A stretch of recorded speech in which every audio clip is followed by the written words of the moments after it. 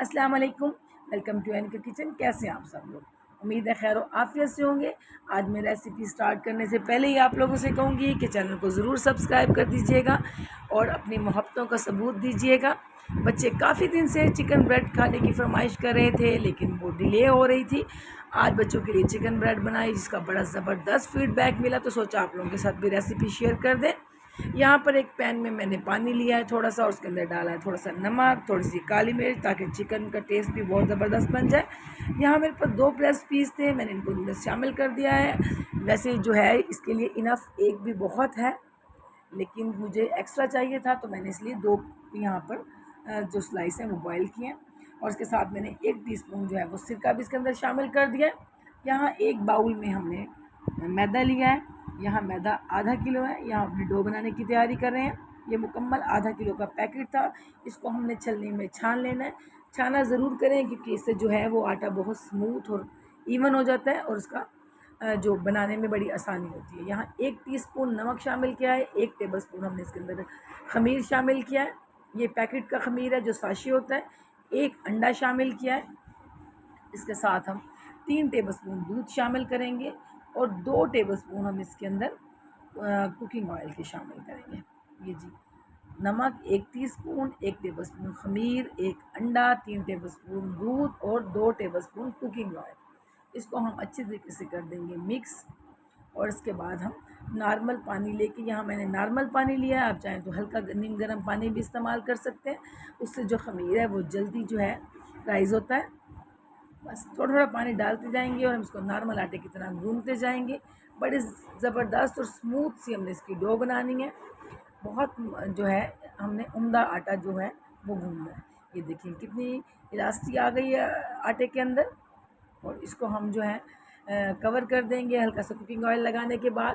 میں نے یہاں کلنگ ریپ سے کور کر دیا، آپ چاہیں تو پلیٹ سے کر دیں، اور اس کو کسی جو ہے وہ گرم سی جگہ پر رکھ دیں گے۔ میں نے اس کو اوون میں رکھ دیا تھا، بس اس کے بعد نکالا ہے کافی دیر بعد میں نے، اور اس کو دوبارہ تھوڑی دیر کے لیے میں نے اس کو بھون لیا ہے، اور اس کو آدھے گھنٹے کے لیے مزید رکھ دیا ہے۔ چکن ہماری بوائل ہو چکی تھی نمک اور کالی مرچ کے ساتھ۔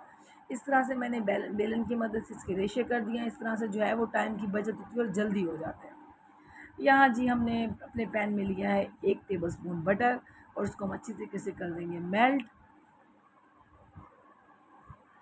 بٹر کے میلٹ ہونے کے بعد ہم اس میں شامل کریں گے 1 ٹیبل اسپون، میں نے یہاں پر ادرک اور لہسن کا پیسٹ تھا جو اس کے اندر شامل کریں گے، اور اس کو ہم ہلکا سا سوتے کریں گے تاکہ لہسن کا کچا پن جو ہے وہ ختم ہو جائے، ایک زبردست جو اس کا اروما ہے وہ ہمیں محسوس ہو۔ بہت زبردست اس ٹائم بھی خوشبو آ رہی ہے۔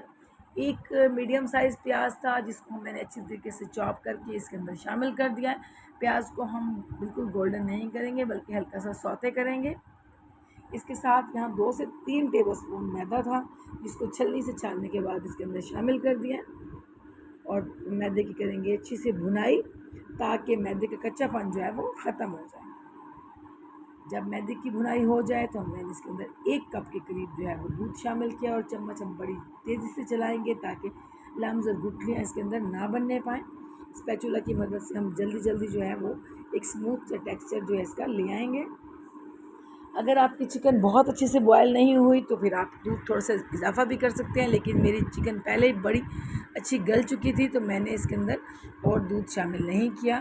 یہاں 1 ٹی اسپون بھر کے بلیک پیپر شامل کیا، اور 1 ٹی اسپون بھر کے ہی وائٹ پیپر شامل کیا، اور حسب ذائقہ نمک کیونکہ چکن میں بھی موجود تھا اور میدے کی ڈو میں بھی موجود تھا، تو ہم اس کے اندر اپنی ضرورت کے مطابق جو نمک ہے جتنا ہمیں یہاں چاہیے اتنا ہی شامل کریں گے۔ یہاں 1 ریڈ چلی تھی جس کا بڑا زبردست سا کلر تھا تو وہ بھی اس کے اندر شامل کر دیا، اور اس کے ساتھ ہم شامل کریں گے اس کے اندر اپنی چکن جو بڑی زبردست سی شریڈ کی ہوئی تھی، وہ بھی ہم اس کے اندر اچھی طریقے سے کر دیں گے مکس۔ اور یہاں گرین آلیوز پڑے ہوئے تھے، آپ چاہیں تو بلیک آلیوز بھی شامل کر سکتے ہیں یا کوئی اور ویجیٹیبل اگر آپ کو پسند ہے، لیکن اتنا بہت ہے۔ شملہ مرچ میری فیوریٹ، اس کو 1 ٹیبل اسپون ڈالا ہے، آپ چاہیں تو اضافہ کر سکتے ہیں، یہ بھی فریز کی ہوئی پڑی تھی تو اس کو اس کے اندر شامل کر دیا۔ اس طرح سے میں نے اس کو جولین کٹنگ میں شامل کیا، آپ چاہیں تو اس سے چھوٹے پیسز میں بھی شامل کر سکتے ہیں۔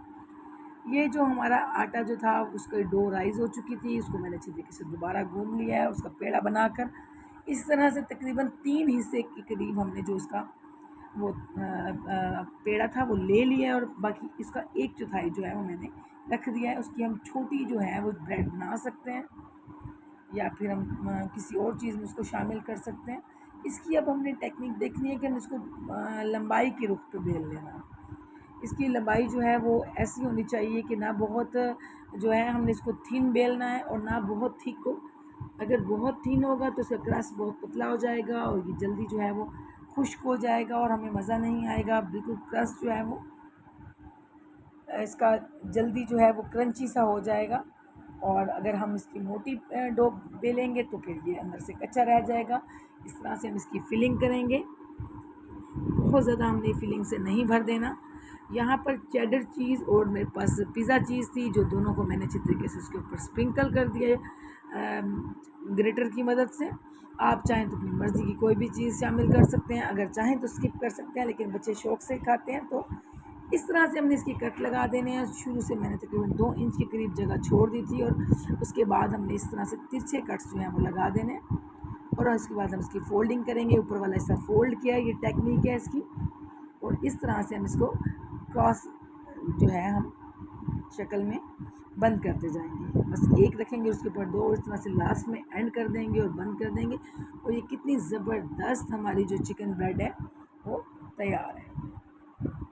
पैन को मेरे पास पिज़्ज़ा पैन था, मैंने इसको ग्रीस किया है, उसके ऊपर रख दिया है। ओवन में हम लोग बेक नहीं कर रहे, बल्कि हम इसको कढ़ाई में जो है वो बेक कर रहे हैं। कढ़ाई को मैंने प्री हीट किया हुआ था, काफ़ी देर से इसको जो है वो गर्म किया हुआ था। और इसके साथ हमने इसको रखा है। और ये हाँ मेरे पास अंडे की जर्दी है, जिसको हम ब्रश की मदद से इसको अच्छी तरीके से लगा लेंगे। इससे एक तो इसका फ्लेवर बड़ा मज़े का हो जाएगा, और इसके अलावा इसका कलर भी बहुत ज़बरदस्त आएगा। यहाँ मेरे पास जो है कलवंजी थी, जिसको मैंने इसके ऊपर स्प्रिंकल किया है। देखें कितनी ज़बरदस्त इसकी शक्ल हो गई है, और इसका टेस्ट भी बहुत ज़बरदस्त होगा इसके साथ। इसको हम कर देंगे कवर अच्छी तरीके से। यहाँ पर मैंने इसको थोड़ा सा जो है वो इसका लीड मैंने हटा कर देखा है कि क्योंकि हम इसको पैन में कर रहे हैं तो कहीं ये नीचे से जो है वो ख़राब ना हो जाए। लेकिन माशाल्लाह माशाल्लाह बहुत ज़बरदस्त, बहुत अच्छे तरीके से जो है ये तैयार हो रही है। बड़ा चीज़ी सा जो हमारा चिकन ब्रेड है वो बन रहा है। एक दफ़ा फिर मैंने अंडे की कोटिंग की है, ताकि इसका ज़बरदस्त सा जो कलर है वो मज़े का बन जाए। और ये जी 45 मिनट्स के लिए मैंने इसको बिल्कुल कवर कर दिया था और उसको नहीं खोला। और ये देखें कितनी ज़बरदस्त मज़ेदार और बड़ी चीज़ी सी चिकन ब्रेड जो है वो रेडी है। आप लोगों को कैसी लग रही है, और क्या आप लोगों ने चिकन ब्रेड ट्राई की हुई है? अगर नहीं की तो मेरी रेसिपी को ज़रूर ट्राई कीजिएगा। बच्चों के लिए मैं इसी तरह से छोटे छोटे चिकन ब्रेड के जो स्लाइस हैं वो भी बना लेती होती हूँ। बच्चे खुश हो जाते हैं बजाय कटिंग की हुई करने के। और मेहमानों के लिए आप आराम से बनाएं, और घर में आप यकीन करें कि बड़ा अच्छा फीडबैक मिलेगा। एक बड़ी मज़े की और डिफरेंट रेसिपी है। ऐसी रेसिपीज़ ट्राई किया कीजिए जो जिनका फीडबैक आपको अच्छा मिले, जो कम लोग ट्राई करते हैं, ताकि आपकी जो खाना पकाने की धूम है वो हर तरफ फैल जाए और लोग आपसे रेसिपी पूछ के जाएं। यकीन करें इसकी फिलिंग बहुत मज़े की थी, इसका स्टफ़ बड़ा अच्छा था, बड़ी जो डो थी इसकी बड़ी मज़े की थी। बच्चों ने बड़ा अच्छा इसका फीडबैक दिया,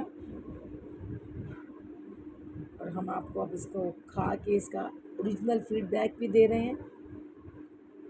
और यकीन करें ये ओरिजिनल है, बहुत ज़बरदस्त, बहुत आला।